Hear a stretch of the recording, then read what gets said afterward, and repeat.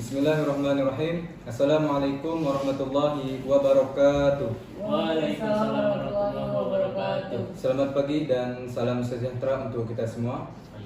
Sebelum itu saya ingin menyapa kepada pihak pertama dan pihak kedua. Bagaimana kabarnya hari ini? Apakah dalam keadaan sehat walafiat?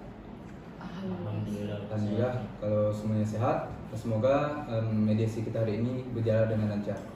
Baik, sebelum itu saya di sini ingin memperkenalkan diri terlebih dahulu sesuai dengan kata pepatah, tak kenal maka tak sayang. Baik, perkenalkan, nama saya Robianto, SH CPN, yang pada kesempatan ini dipercaya untuk bertindak sebagai mediator dalam proses mediasi yang akan kita jalankan bersama. Saya merupakan mediator bersertifikat yang telah terakreditasi oleh Mahkamah Agung Republik Indonesia. Insya Allah dengan amanah dan tanggung jawab ini saya akan berupaya semaksimal mungkin untuk memfasilitasi dialog yang kondusif, terbuka dan berkeadilan agar para pihak bisa mencapai kesepakatan yang saling menguntungkan dan bisa menjaga hubungan yang lebih baik di masa yang akan mendatang.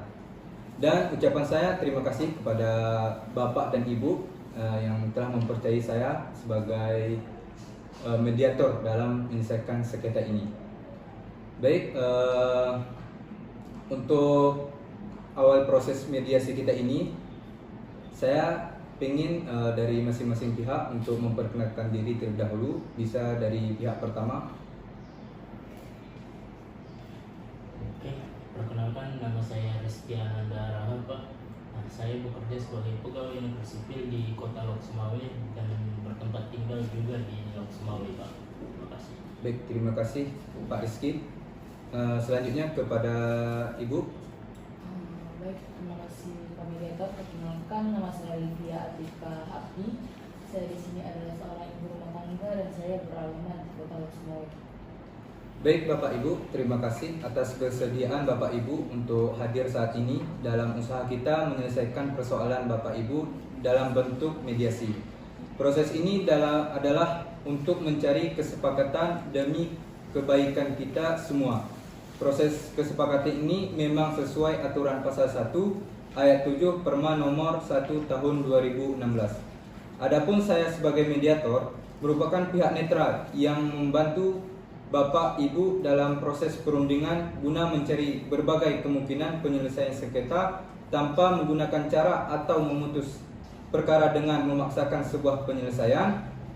Di dalam pelaksanaan mediasi, kita juga mengenal adanya prinsip-prinsip dalam mediasi, yaitu antara lain adalah yang pertama imparsial, yang berarti tidak memihak atau netral. Artinya saya tidak akan memihak kepada pihak manapun, baik pihak pertama maupun pihak kedua. Yang kedua, tidak punya hak memutus karena keputusan diambil berdasarkan kesepakatan para pihak. Berikut yaitu yang ketiga, kerahasiaan. Seluruh yang terjadi dalam proses mediasi bersifat rahasia. Dan yang terakhir adalah kaupus. Artinya jika diperlukan, mediator dapat melakukan pertemuan terpisah dengan para pihak. Baiklah, untuk mempersingkatkan waktu, akan saya bacakan tata tertib selama melakukan proses mediasi atau perundingan hari ini. Yaitu yang pertama, para pihak harus berbicara secara bergantian setelah dipersilahkan mediator. Artinya ketika pihak pertama sedang menyampaikan masalahnya, maka pihak kedua tidak boleh yaitu memotong atas pembicaraan pihak pertama. Begitu juga pihak kedua ketika sedang menyampaikan, maka pihak pertama tidak boleh untuk memotong pembicaraannya. Bisa dipahami? Oke, kita lanjut yang ke tata tertib yang kedua. Para pihak tidak boleh saling memotong pembicaraan seperti yang saya sebutkan tadi. Yang ketiga, para pihak tidak saling menyerang baik secara kata-kata maupun fisik. Dan yang keempat, para pihak diharapkan jujur tanpa ada yang disembunyikan. Dan yang kelima, tidak menggunakan handphone. Dan yang terakhir, tidak merekam isi pembicaraan. Baiklah, apakah Bapak Ibu setuju dengan kesepakatan terhadap tata tertib tersebut? Setuju, Pak. Atau ada penambahan lagi? Saya kira enggak ada. Baik. Baiklah Bapak Ibu, saya ingin tahu duduk persoalannya terlebih dahulu dari Bapak termohon. Bagaimana ceritanya Bapak bisa membeli tanah tersebut? Silakan Bapak. Terima kasih atas kesempatannya Bapak Mediator. Di sini saya ingin menceritakan dari awal dulu ya Pak. Nah, di sini saya bertemu dengan Pak Harun. Ia adalah seorang teman saya Pak di masa sekolah. Nah, saya bersama dia berjumpa di warung kopi di Kota Langsa Pak. Nah, di situ kami bercerita. Nah, saya mengutarakan niat saya untuk membeli sebidang tanah Pak di sekitaran situ. Nah, kebetulan Pak Harun ini mempunyai sebidang tanah tersebut. Nah, dia menawarkan kepada saya. Nah, saya pun tertarik begitu Pak. Nah, saya membeli dari dia. Nah, namun pada saat saya ingin membangun rumah, nah saya dihalangi oleh Bu Livia, yang dimana ia mengatakan bahwasannya tanah tersebut milik dia yang telah dibelinya dari istri Pak Harun terlebih dahulu daripada saya Pak. Nah, di situ saya pun bingung Pak, bagaimana ini saya mau membangun rumah untuk keluarga saya juga Pak, begitu Pak. Baik Pak Rizky, selanjutnya saya juga ingin tahu apakah Ibu Livia saat membeli tanah tersebut dari istri Pak Harun sudah melalui proses yang diatur oleh undang-undang, dan apakah Ibu sudah memiliki hak milik atas tanah tersebut? Baik, Mas Mediator, mungkin sebelumnya saya ceritakan awal prosesnya. Saya bertemu dengan istri Pak Harun ini di pengajian di rumah tetangga kami. Memang kesepakatan jual beli terjadi, dan memang itu hanya antara saya dan istri Pak Harun saja. Tapi beliau, istri Pak Harun, sudah menyerahkan sertifikat jual belinya kepada saya, dan saya juga sudah melunasi uangnya sampai lunas Pak. Baik Ibu, saya percaya Ibu sudah menyerahkan uangnya.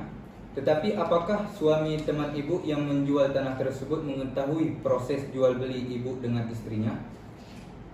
Kalau soal itu saya tidak menanyakan lebih lanjut. Bagi saya, kalau sertifikat sudah di tangan saya dan uang sudah lunas, itu sudah cukup Pak. Baik Ibu, berarti di tangan Ibu adalah sertifikat jual beli ya Bu? Iya Pak. Bukan sertifikat hak milik? Bukan Pak. Baik, kalau kita lihat secara hukum beda proses pengeluarannya, tetapi sama-sama dapat dijadikan sebagai alat bukti Bu. Cuma kekuatannya lebih kuat sertifikat hak milik. Sedangkan di tangan Pak Rizky, Bapak ada sertifikat jual beli saja atau bagaimana? Saya mempunyai sertifikat jual beli saja Pak. Kalau soal sertifikat hak milik saya belum sempat untuk mengurusnya, begitu Pak. Jadi Bapak Ibu, setelah mendengarkan keterangan Bapak Ibu, saya perlu mencari keterangan yang lebih lagi dengan bertemu langsung dengan Pak Harun dengan istrinya. Tetapi itu nanti saja kita lakukan, karena perlu Bapak Ibu ketahui bahwa proses jual beli tanah itu memerlukan proses yang tepat hukum dan perlu sertifikat yang dicatat di BPN atau Badan Pertanahan daerah di mana lokasi tanah tersebut, sehingga memiliki kekuatan hukum yang kuat. Ini sesuai dengan peraturan Menteri Negara Agraria Kepala Badan Pertanahan Nasional Nomor 3 Tahun 1997 tentang ketentuan pelaksanaan Peraturan Pemerintah Nomor 24 Tahun 1997 tentang pendaftaran tanah pasal 197 ayat 1, yang isinya semua daftar umum dan dokumen-dokumen yang telah dipergunakan sebagai dasar pendaftaran merupakan dokumen negara yang harus disimpan dan dipelihara menurut peraturan perundang-undangan yang berlaku. Ayat 4-nya, dengan izin Kepala Kantor Wilayah kepada pemegang hak yang bersangkutan dapat diberikan petikan, salinan atau rekaman dokumen pendaftaran tanah yang menjadi dasar pembukuan hak atas namanya yang tersimpan di kantor pertanahan. Bahwa berdasarkan peraturan tersebut, pihak kami tidak dapat dengan serta-merta mengeluarkan begitu saja dokumen negara, harus melalui kewenangan yang telah diatur dan hanya kepada pemegang hak saja. Ini artinya semua prosedur harus mengikuti aturan yang berlaku. Baik Bapak Ibu, untuk menyelesaikan persoalan Bapak Ibu, kita perlu melakukan cross check dengan pemilik tanah sebelumnya. Menandatangani ahli dan saksi. Untuk itu, pertemuan kita kali ini kita tunda dan akan kita bahas kembali setelah kita mengetahui maksud Pak Harun dan istrinya. Apa sama-sama tidak mengetahui bahwa tanah ini telah dijual atau bagaimana? Nah, kita akan mengetahui jadwal ulang kembali dan mudah-mudahan bisa segera terselesaikan. Bapak, Ibu setuju kita melakukan pertemuan kembali pada minggu depan tanggal 23 Agustus 2025? Setuju, Pak. Baik, terima kasih Bapak Ibu atas waktu dan kesepakatannya hadir di sini. Saya ucapkan Taufik wal hidayah. Assalamualaikum warahmatullahi wabarakatuh. Waalaikumsalam.